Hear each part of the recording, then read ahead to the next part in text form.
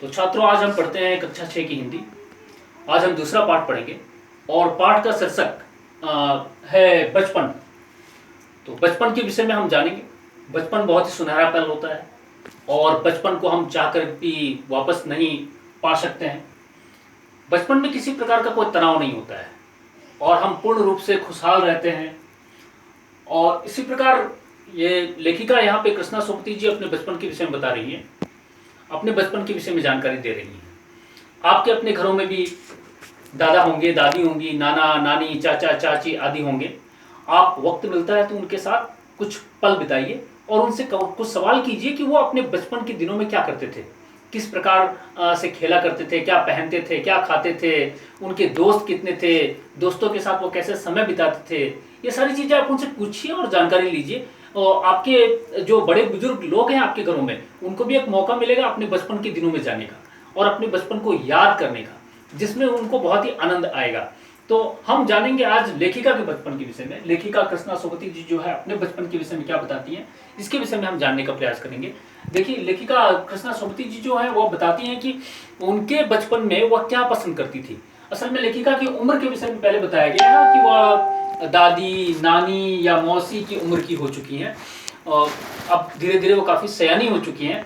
और उनके बचपन में वह किस प्रकार के कपड़े पहनना पसंद करती थी, इसके बारे में उन्होंने बताया कि वह रंग बिरंगे कपड़े पहनना ज़्यादा पसंद करती थी, जैसे कि फ्रॉक, निकर, वाकर, लहंगे, चूड़ीदार, कुर्ते आदि ये कपड़े पहनना पसंद करती थी। और लाल, पीले, हरे, जामुनी, चॉकलेटी, ग्रे आदि रंग के कपड़े ज़्यादा पसंद करती थी। परंतु धीरे धीरे जैसे जैसे वो बड़ी हुई वैसे वैसे उनके पहनाव में बदलाव आ गया। अब वह हल्के रंग के कपड़े पहनना ज़्यादा पसंद करती है, क्योंकि उम्र धीरे धीरे जैसे जैसे बढ़ने लगती है वैसे वैसे रंगीन चीज़ों से मन जो है वह उबने लगता है और व्यक्ति जो है हल्के रंग में ज़्यादा अपने आप को अच्छा महसूस करता है। तो लेखिका के साथ भी ऐसा ही होता है। आगे वो बताती हैं कि इतवार के दिन, हर इतवार के दिन उन्हें अपने मोजे खुद धोने पड़ते थे और अपने जूतों को पॉलिश करना पड़ता था। तो हर इतवार के दिन उनको अपने मोजे धोने पड़ते थे और जूतों को पॉलिश करने में भी उनको बड़ा आनंद आता था। और एक चीज़ बताया गया है कि उस समय एक फैशन थी, उस जमाने में एक फैशन थी कि लड़कियां जो है अपने बालों में रिबन बांधा करती थी और उनके जो फ्रॉक हुआ करते थे, फ्रॉक की जेब में वो रुमाल रखा करती थी। ये भी एक फैशन था उस समय का। फैशन भी अपने समय के हिसाब से बदलता रहता है। आज के समय में बहुत सारा बदलाव आ चुका है। आगे फिर वो बताती है शनिवारी दवा के बारे में। शनिवार को, प्रति शनिवार को यह उनके लिए अनिवार्य था उनके घरों में ऑलिव ऑयल और कैस्टर ऑयल के मिक्सचर को पीना। ऑलिव ऑयल और कैस्टर ऑयल मिलाकर उनको पीने के लिए दिया जाता था। ऐसा माना जाता था, घर के बड़े लोगों का ये मानना था कि ये पीने से उनको किसी प्रकार की बीमारी नहीं होगी, सर्दी या जुकाम नहीं होगा, उनकी इम्यूनिटी बढ़ी रहेगी। तो लेखिका के लिए मजबूरी थी, उसको पीने में मज़ा नहीं आता था क्योंकि वह काफ़ी कड़वा स्वाद हुआ करता था और पीने पे ऐसा लगता था कि उल्टी आ जाएगी, परंतु मजबूरी थी, पीना पड़ता था। आगे लेखिका बताती हैं कि उनके समय में और आज के समय में किस प्रकार के बदलाव आ चुके हैं, वस्तुओं में किस प्रकार के बदलाव आ चुके हैं। उनके समय में ग्रामोफोन हुआ करता था और आज के समय में रेडियो और टेलीविजन हो गया है। उनके समय में जो कुल्फी हुआ करता था आज के समय में आइसक्रीम बन चुका है। उनके समय में कचौड़ी और समोसा हुआ करता था, आज के समय में पेटीज बन चुका है। उनके समय में जो फलों के शरबत मिला करते थे, और जैसे सहतूत, फालसे, खसखस आदि फलों के शरबत वो पिया करती थी, आज के समय में वो कोक और पेप्सी बन चुका है। अब कोक और पेप्सी मिलता है। तो ये सारी चीज़ें उन्होंने बताई हैं। उनके ज़माने में कुछ कभी कभारी हवाई जहाज़ आसमान में देखने को मिला करते थे और आसमान में उड़ते हुए हवाई जहाज़ को देखते ही बच्चे बहुत खुश हो जाया करते थे, क्योंकि साल में एक आध बार कभी देखने को मिल जाया करते थे। आजकल तो आम बात हो चुकी है, हवाई जहाज़ आम बात हो चुकी है और बहुत ही तेज़ रफ्तार से चलने वाली बहुत सारी गाड़ियाँ हैं। आगे वो बताती हैं कि सप्ताह में एक दिन उन्हें चॉकलेट खरीदने की छूट थी। तो सप्ताह में एक दिन वह जाती थी बाजार और ढेर सारे चॉकलेट और टॉफी लेकर आया करती थी।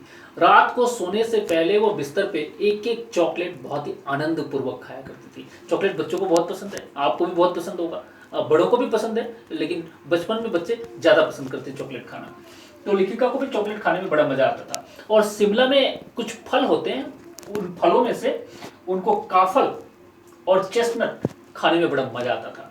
काफल खट्टे और मीठे स्वाद का होता है, और चेस्टनट जो है उसको भून करके, आग में भून करके, और उसके दानों को खाने में बड़ा आनंद आता था उन्हें। आगे वो बताती है कि उनके जब वो स्कूल जाया करती थी, स्कूलों में एक चना बेचने वाला हुआ करता था, और वह चना जो है कागज की पुड़ियों में लपेट करके बहुत ही अच्छे से उसमें मसाले वगैरह छिड़क करके उन्हें दिया करता था। और ये लोग स्कूल में जो मध्यावकाश होता है, इंटरमिशन होता है, इंटरवल पीरियड होता है, उस दौरान ये मैदान में घूम घूम कर खाया करती थी। और उस समय चना जोर गरम वाला गाना भी बड़ा मशहूर था, तो गीत गाते थे और चने का मजा लेते थे ये लोग, चटपटे चने का।